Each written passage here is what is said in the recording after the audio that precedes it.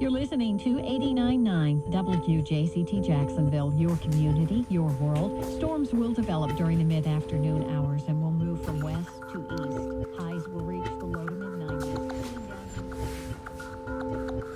It puts me on edge.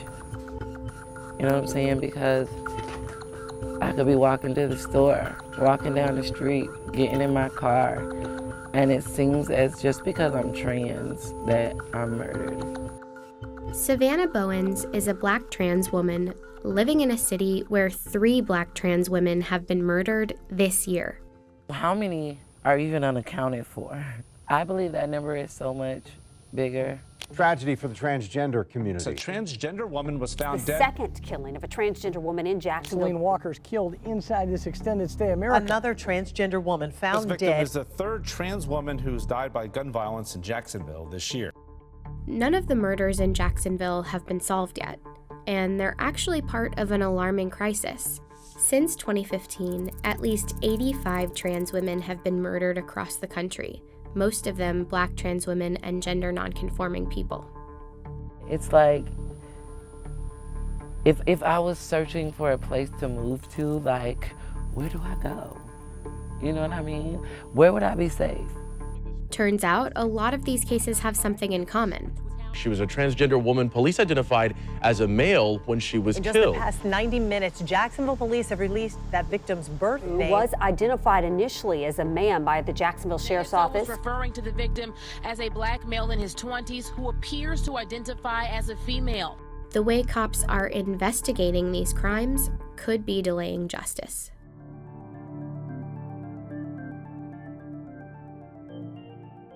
Transgender people are more likely to face violence and discrimination than the average U.S. resident. One of the reasons they're often at risk is their IDs, a simple document that many might take for granted. When the gender marker on state-issued ID doesn't match the outward appearance of a transgender person, it opens up a world of harassment and sometimes violence. When it comes to getting a job, this could be the best job ever. And then now all of a sudden they see my gender marker and now they're treating me different. They can be afraid to show their IDs while driving, at a bar, or to vote for fear of someone finding out that they're transgender. The scary part is for me, being stopped by the police. You just never know who's stopping you. You don't know if these people are homophobic. You just don't know. Even in my unworthiness, he calls me friend. Aren't you glad this morning that God doesn't look at your circumstance or look at your issues? You are everything to me. According to a 2015 survey of transgender people, nearly a third of people with mismatched IDs reported being harassed, denied services, or attacked. They can also lose access to medical care, become homeless, or be forced into sex work. A lot of times our trans women, they're resorting to things such as prostitution because society has made it so hard. Every girl may not be as feminine as others or look passable, as we love to say in our community. What do you do when you're hungry?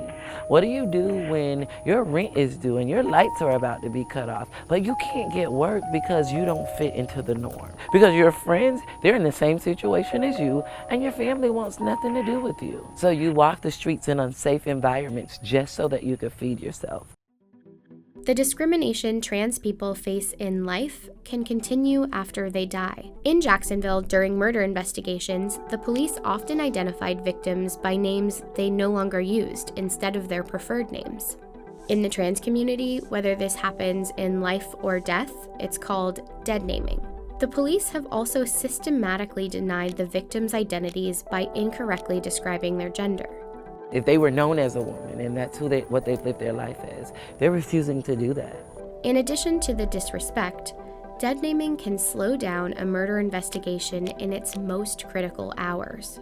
You don't get to choose what gender I am. Those people that knew me in the streets or wherever, they knew me as a woman. So you're saying, oh, a man, and you're misnaming me and giving my biological name. How do you expect to solve the case? Nobody knows that. What if I was murdered in a hotel and people saw a woman going in, and you're saying a man? That's not what they saw. That's not who they are.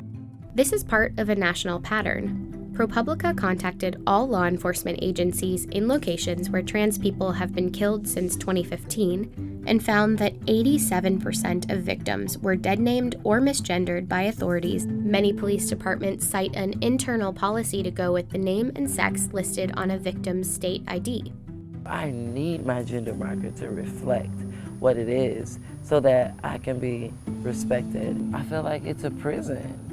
It's like it's a prison, and I have a release date, but I have no keys to get out of my cell. Savannah has recently started the process of legally changing the gender marker on her ID. But turns out switching that tiny M or F can be incredibly hard. There are no federal policies to address gender marker changes on documents like driver's licenses, so it's left up to the states. Some are generally more trans-friendly than others, while others require a court order, an amended birth certificate, or proof of surgery. The laws are so convoluted across the United States, from state to state, and it does not make any sense. It's supposed to be united, right?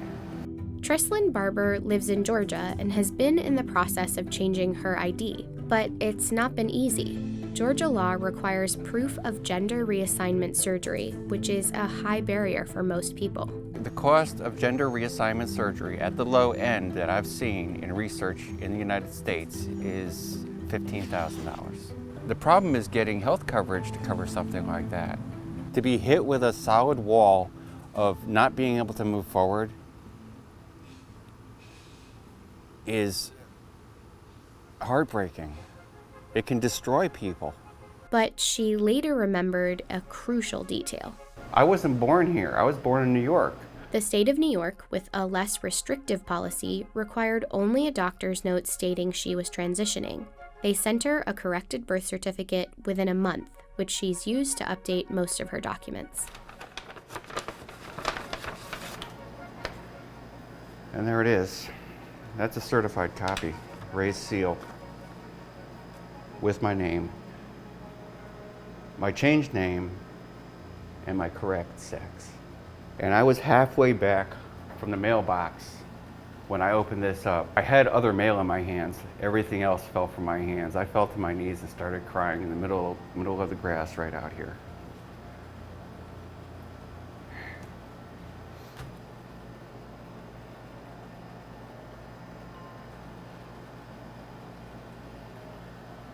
I'm sorry. After thinking that I was not going to be able to ever get it done, it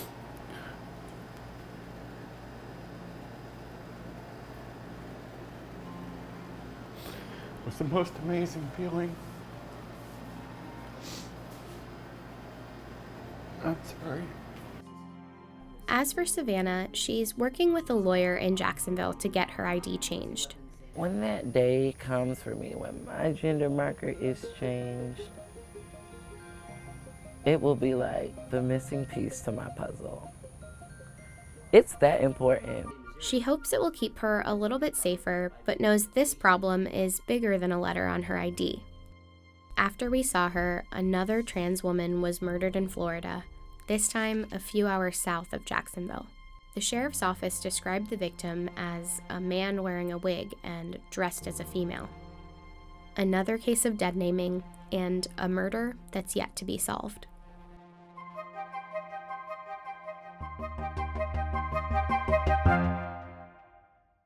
In a recent interview with local news, Jacksonville Sheriff acknowledged that there had been a lack of sensitivity when referring to transgender victims, but so far, no new policy has been set.